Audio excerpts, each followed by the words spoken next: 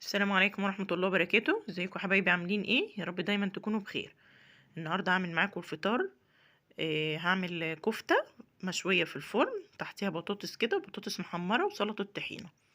معايا هنا نص كيلو لحمة مفرومة، معايا بصلتين مبشورين، ومعايا بطاطس مقطعها مكعبات كده رفيعة، وبصلاية صغيرة، وقرن فلفل.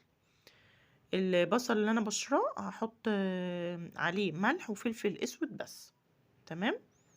معايا هنا بقى في الصينية هحط من تحت البطاطس اللي انا مقطعاها، دي بطاطساية واحدة.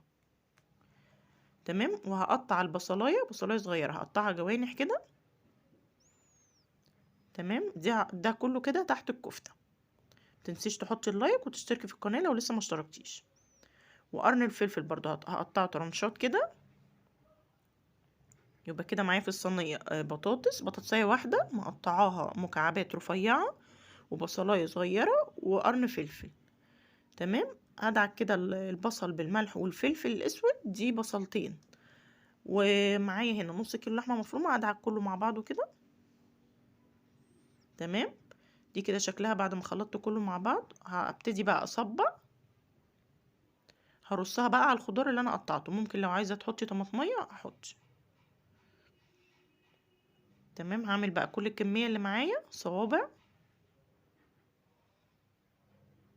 هنا بعد ما خلصت الكميه ده شكلها،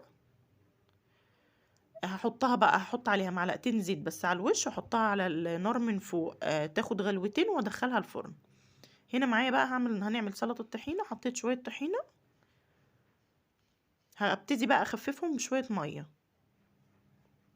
طبعا السمك اللي انت عايزاها تقيلة ماشي، عايزاها خفيفة برضو مفيش مشكلة، انا بحبها وسط يعني، ولا خفيفة قوي ولا تقيلة قوي.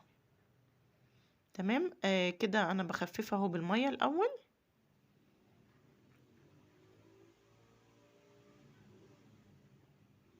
خلاص. هبتدي بقى احط شوية خل، وهحط ملح وكمون وفصين توم وعصرة ليمون.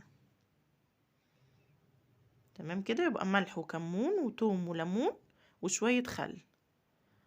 هقلب بقى كله مع بعض كده اهو. ده السمك اللي انا عايزاه، حلو قوي. وهحمر بطاطس. تمام. ده كده الفطار بتاعنا النهارده. عملت شوية سلطة خضراء. جربي طريقة الكفتة دي هتعجبك جدا. بألف هنا وشفا، والسلام عليكم ورحمة الله وبركاته.